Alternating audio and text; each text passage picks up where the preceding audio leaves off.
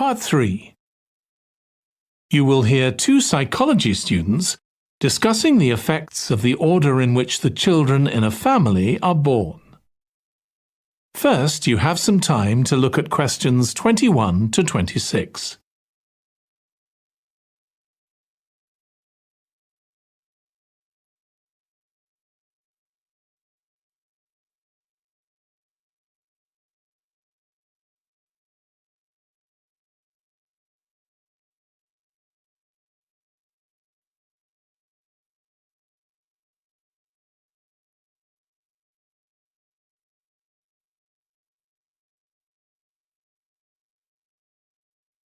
Now listen carefully and answer questions 21 to 26. Ed, how are you getting on with the reading for our presentation next week? Well, okay, Ruth, but there's so much of it. I know. I hadn't realised birth order was such a popular area of research. But the stuff on birth order and personality is mostly unreliable. From what I've been reading, a lot of the claims about how your position in the family determines certain personality traits are just stereotypes, with no robust evidence to support them. OK, but that's an interesting point. We could start by outlining what previous research has shown. There are studies going back over 100 years. Yeah, so we could just run through some of the typical traits. Like the consensus seems to be that oldest children are generally less well-adjusted, because they never get over the arrival of a younger sibling. Right, but on a positive note, some studies claim that they were thought to be good at nurturing. Certainly in the past, when people had large families, they would have been expected to look after the younger ones. There isn't such a clear picture for middle children, but one trait that a lot of the studies mention is that they are easier to get on with than older or younger siblings. Generally eager to please and helpful. Although that's certainly not accurate as far as my family goes. My middle brother was a nightmare, always causing fights and envious of whatever I had. As I said, none of this seems to relate to my own experience. I'm the youngest in my family, and I don't recognise myself in any of the studies I've read about. I'm supposed to have been a sociable and confident child who made friends easily, but I was actually terribly shy. Really? That's funny. There have been hundreds of studies on twins, but mostly about nurture versus nature. There was one on personality which said that a twin is likely to be quite shy in social situations because they always have their twin around to depend on for support. My cousins were like that when they were small. They were only interested in each other and found it hard to engage with other kids. They're fine now, though. Only children have had a really bad press. A lot of studies have branded them as loners who think the world revolves around them because they've never had to fight for their parents' attention. That does seem a bit harsh. One category I hadn't considered before was children with much older siblings. A couple of studies mentioned that these children grow up more quickly and are expected to do basic things for themselves, like getting dressed. I can see how that might be true, although I expect they're sometimes the exact opposite, playing the baby role and clamouring for special treatment. Before you hear the rest of the discussion, you have some time to look at questions 27 to 30.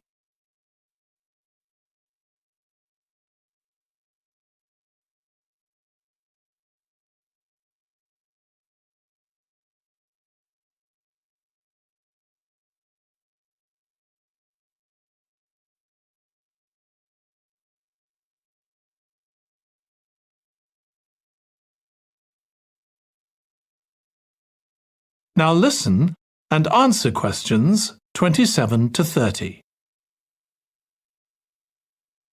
What was the problem with most of these studies, do you think? I think it was because, in a lot of cases, data was collected from only one sibling per family, who rated him or herself and his or her siblings at the same time. Some of the old research into the relationship between birth order and academic achievement has been proved to be accurate, though. Performances in intelligence tests declined slightly from the eldest child to his or her younger siblings. This has been proved in lots of recent studies. Yes, although what many of them didn't take into consideration was family size. The more siblings there are, the likelier the family is to have a low socio-economic status, which can also account for differences between siblings in academic performance. The oldest boy might be given more opportunities than his younger sisters, for example. Exactly. But the main reason for the marginally higher academic performance of oldest children is quite surprising, I think. It's not only that they benefit intellectually from extra attention at a young age, which is what I would have expected. It's that they benefit from being teachers for their younger siblings by verbalising processes. Right. And this gives them status and confidence, which again contributes in a small way to better performance. So, would you say sibling rivalry has been a useful thing for you? I think so. My younger brother was incredibly annoying, and we fought a lot. But I think this has made me a stronger person. I know how to defend myself. We had some terrible arguments, and I would have died rather than apologise to him. But we had to put up with each other, and most of the time we coexisted amicably enough. Yes, my situation was pretty similar. But I don't think having two older brothers made me any less selfish. I was never prepared to let my brothers use any of my stuff. That's perfectly normal, whereas sometimes... That is the end of part 3. You now have 30 seconds to check your answers to part 3.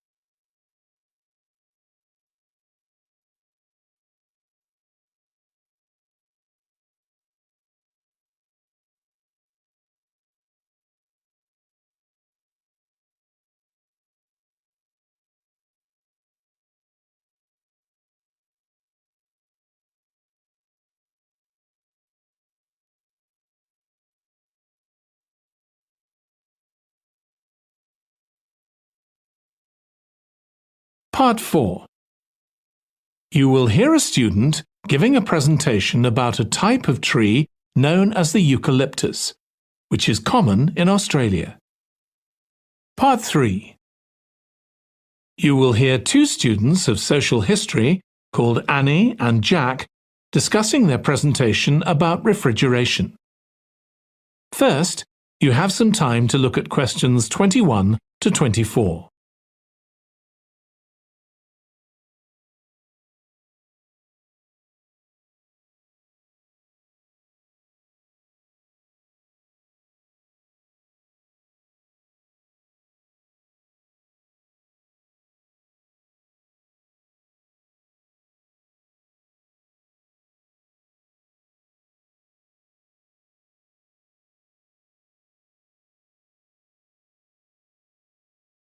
Now listen carefully and answer questions 21 to 24. OK, Jack. Before we plan our presentation about refrigeration, let's discuss what we've discovered so far. Fine, Annie, though I have to admit I haven't done much research yet. Nor me. But I found an interesting article about ice houses. I'd seen some 18th and 19th century ones here in the UK, so I knew they were often built in a shady area or underground, close to lakes that might freeze in the winter. Then blocks of ice could be cut and stored in the icehouse. But I didn't realise that insulating the blocks with straw or sawdust meant they didn't melt for months. The ancient Romans had refrigeration too. I didn't know that. Yes. Pits were dug in the ground and snow was imported from the mountains, even though they were at quite a distance. The snow was stored in the pits. Ice formed at the bottom of it. Both the ice and the snow were then sold. The ice cost more than the snow, and my guess is that only the wealthy members of society could afford it. I wouldn't be surprised. I also came across an article about modern domestic fridges. Several different technologies are used, but they were too complex for me to understand. You have to wonder what happens when people get rid of old ones. You mean because the gases in them are harmful for the environment? Exactly. At least there are now plenty of organisations that will recycle most of the components safely. But of course, some people just dump old fridges in the countryside. It's hard to see how they can be stopped, unfortunately. In the UK, we get rid of 3 million a year altogether.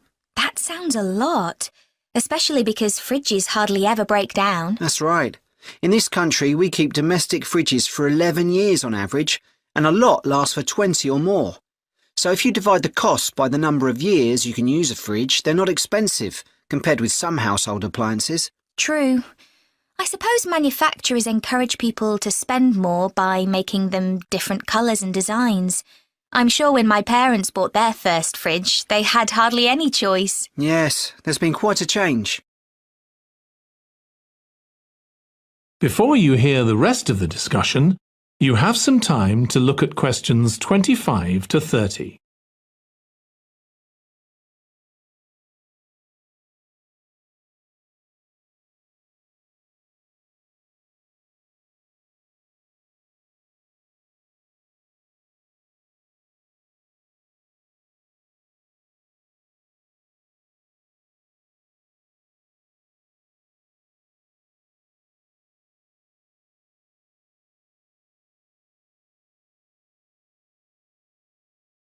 Now listen and answer questions 25 to 30.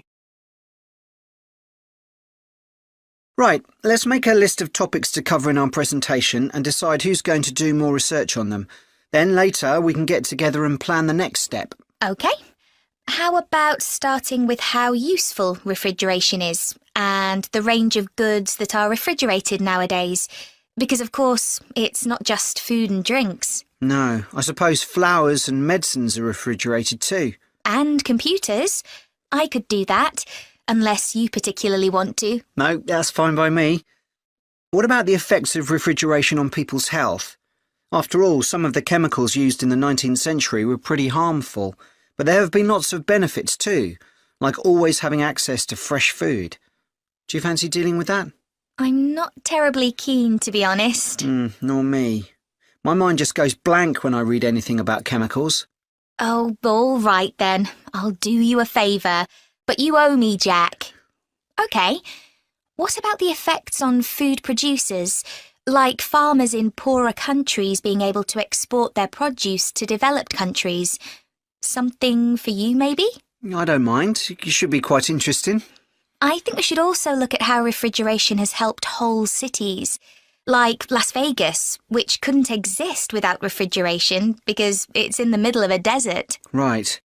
I had a quick look at an economics book in the library that's got a chapter about this sort of thing.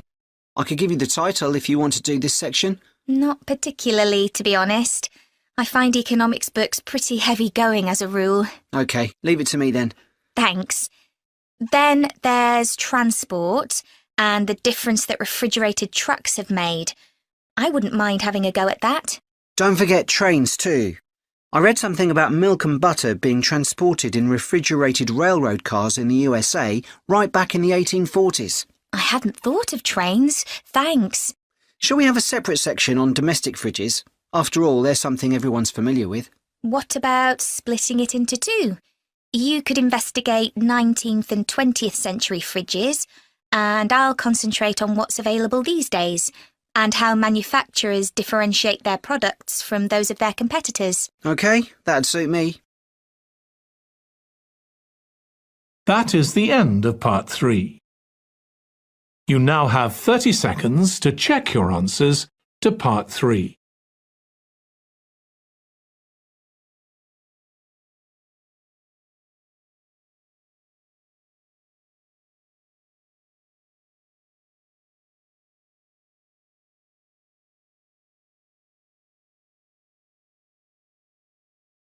Part 3. You will hear two students of English called Kathy and Graham planning a display on 19th century British life and literature for a university event. First, you have some time to look at questions 21 to 24.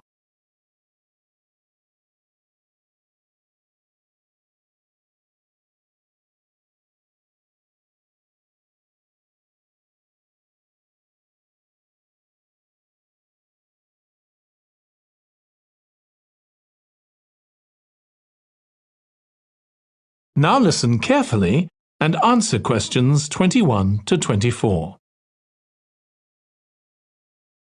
OK, Graham, so let's check we both know what we're supposed to be doing.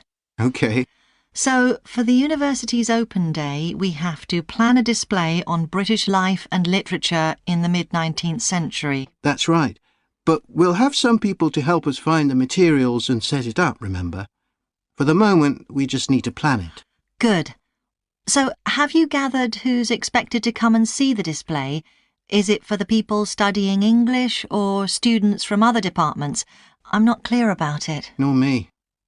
That was how it used to be, but it didn't attract many people, so this year it's going to be part of an open day to raise the university's profile. It'll be publicised in the city to encourage people to come and find out something of what goes on here, and it's included in the information that's sent to people who are considering applying to study here next year. Presumably, some current students and lecturers will come? I would imagine so. But we've been told to concentrate on the other categories of people. Right. We don't have to cover the whole range of 19th century literature, do we? No, it's entirely up to us. I suggest just using Charles Dickens. That's a good idea. Most people have heard of him and have probably read some of his novels or seen films based on them. So that's a good lead-in to life in his time. Exactly. And his novels show the awful conditions that most people had to live in, don't they? He wanted to shock people into doing something about it. Did he do any campaigning other than writing? Yes, he campaigned for education and other social reforms and gave talks. But I'm inclined to ignore that and focus on the novels. Yes, I agree. Before you hear the rest of the discussion, you have some time to look at questions 25 to 30.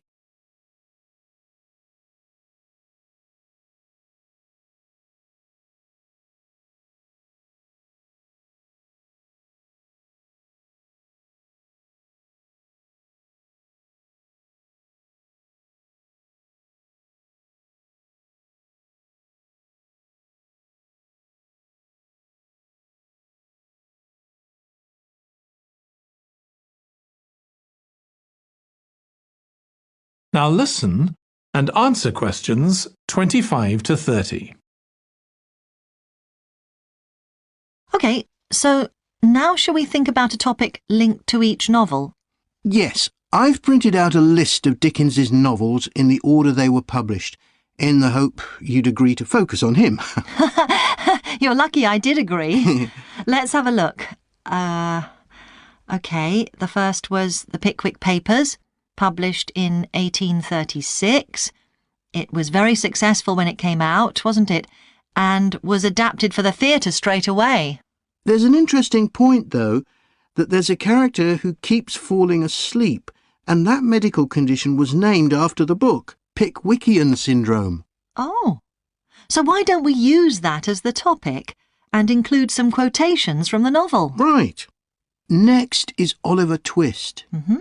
There's a lot in the novel about poverty, but maybe something less obvious. Well, Oliver is taught how to steal, isn't he? We could use that to illustrate the fact that very few children went to school, particularly not poor children, so they learnt in other ways. Good idea. What's next? Maybe Nicholas Nickleby? Actually, he taught in a really cruel school, didn't he? That's right. But there's also the company of touring actors that Nicholas joins. We could do something on theatres and other amusements of the time. We don't want only the bad things, do we? OK. What about Martin Chuzzlewit? He goes to the USA, doesn't he? Yes. And Dickens himself had been there a year before and drew on his experience there in the novel. I wonder, though. The main theme is selfishness, so we could do something on social justice? No, too general. Let's keep to your idea. I think it would work well. He wrote Bleak House next. That's my favourite of his novels. Yes, mine too. Oh, His satire of the legal system is pretty powerful. that's true. But think about Esther, the heroine. As a child, she lives with someone she doesn't know is her aunt, who treats her very badly. Then she's very happy living with her guardian, and he puts her in charge of the household. And at the end she gets married and her guardian gives her and her husband a house, where of course they're very happy. Yes, I like that. What shall we take next? Little Dorrit? Old Mr. Dorrit has been in a debtor's prison for years. So was Dickens's father, wasn't he? That's right. What about focusing on the part when Mr. Dorrit inherits a fortune and he starts pretending he's always been rich? Good idea. OK. So next we need to think about what materials we want to illustrate each issue. That's going to be quite hard. That is the end of Part 3. You now have 30 seconds to check your answers to Part 3.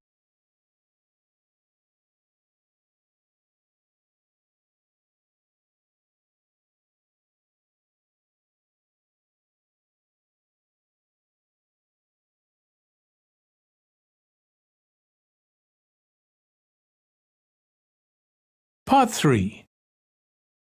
You will hear two students, called Hazel and Tom, talking about Hazel's Media Studies assignment. First, you have some time to look at questions 21 to 26.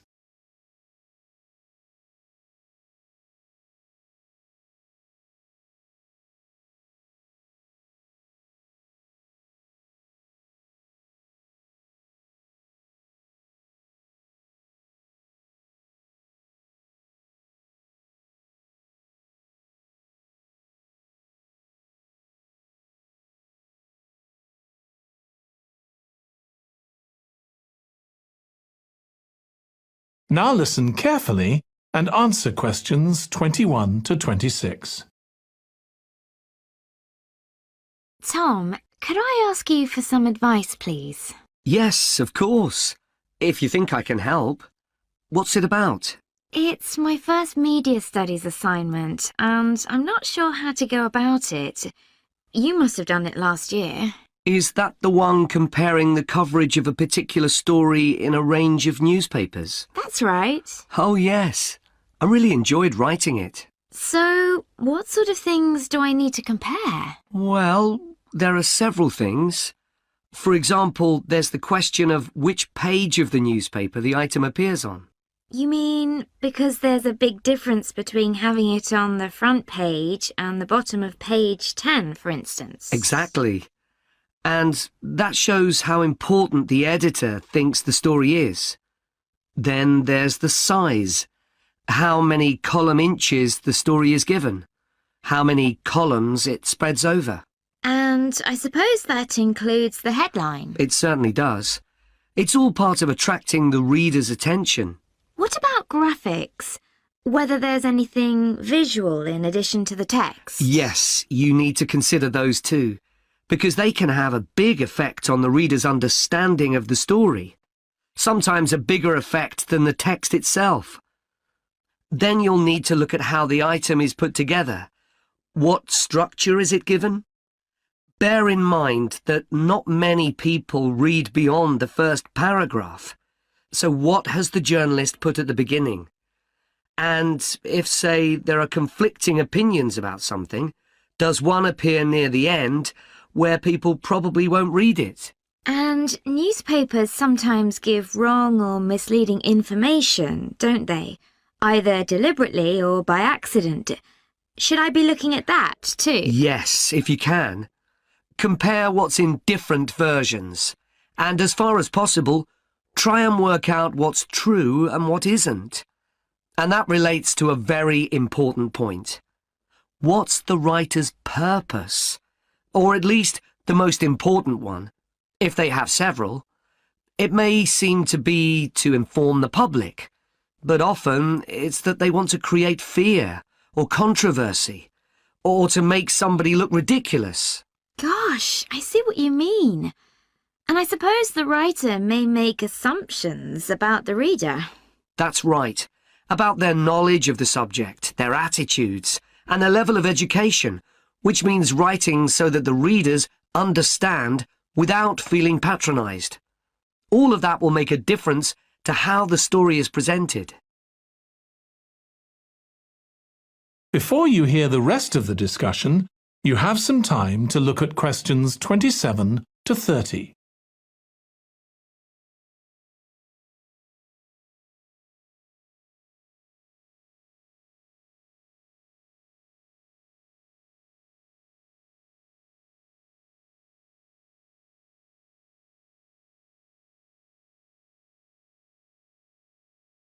Now listen and answer questions 27 to 30.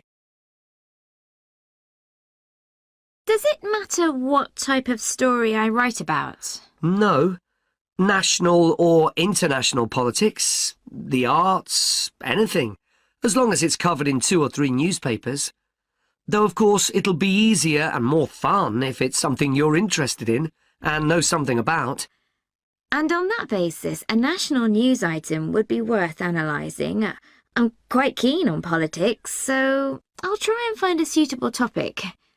What did you choose for your analysis, Tom? I was interested in how newspapers expressed their opinions explicitly. So I wanted to compare editorials in different papers, but when I started looking, I couldn't find 2 on the same topic that I felt like analysing. In that case, I won't even bother to look.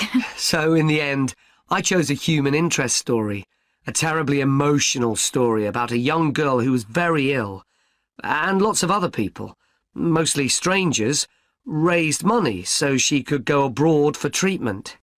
Actually, I was surprised. Some papers just wrote about how wonderful everyone was, but others considered the broader picture, like why treatment wasn't available here. I usually find stories like that raise quite strong feelings in me. I'll avoid that. Perhaps I'll choose an arts topic, like different reviews of a film or something about funding for the arts. I'll think about that. Yes, that might be interesting. Okay, well, thanks a lot for your help, Tom. It's been really useful. You're welcome. Good luck with the assignment, Hazel. That is the end of part 3. You now have 30 seconds to check your answers to part 3.